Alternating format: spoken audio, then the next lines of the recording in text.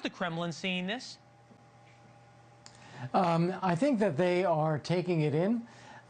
They know that they have been bluffing and trying to intimidate the West by making these repeated nuclear threats. Wasn't just Medvedev this past week, but it's been going on for a few years, where anytime things would get difficult for them, they would say, well, you know, we can always resort to nuclear weapons. And the Biden administration would back off.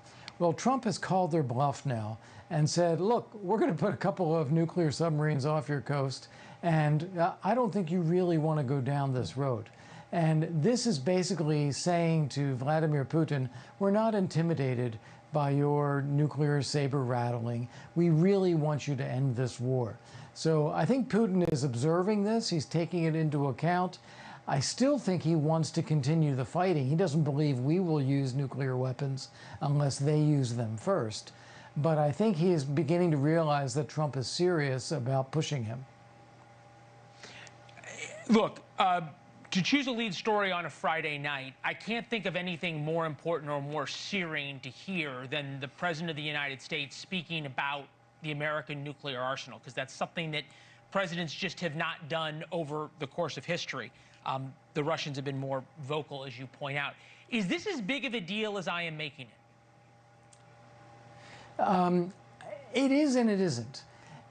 Let's break this down into two pieces. In the real world, talking about nuclear deterrence, we have nuclear submarines in the water in range of striking Russia at all times.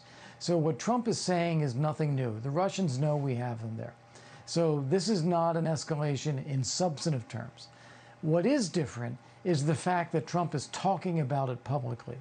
And the reason he's doing that is he's sending a signal to Putin that your threats to us, your refusal to have a ceasefire in Ukraine, you're ignoring me as the President of the United States, this is not something we're going to tolerate. That's what this is meant to convey. It's not about the actual war. That's not going to happen. But it is about sending a signal to Putin that whatever you think you can do, we can do 10 times. So don't do it.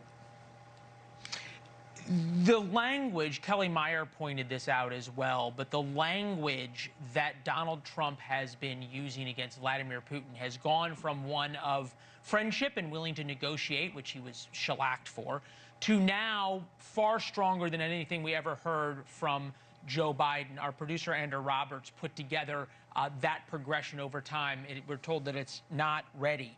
But you point out, I think he is now speaking the language that Vladimir Putin understands.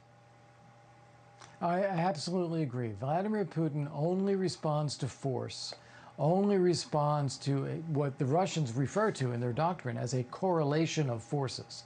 And he felt for a long time that the West had no resolve, no commitment, no capability, and that he could outlast the West, he could outlast Ukraine, and so he could ignore whatever messages were coming from the West. What Donald Trump is doing now is putting a little bit of force on the table that he knows Vladimir Putin understands that's the message, in order to try to get Putin to take him seriously.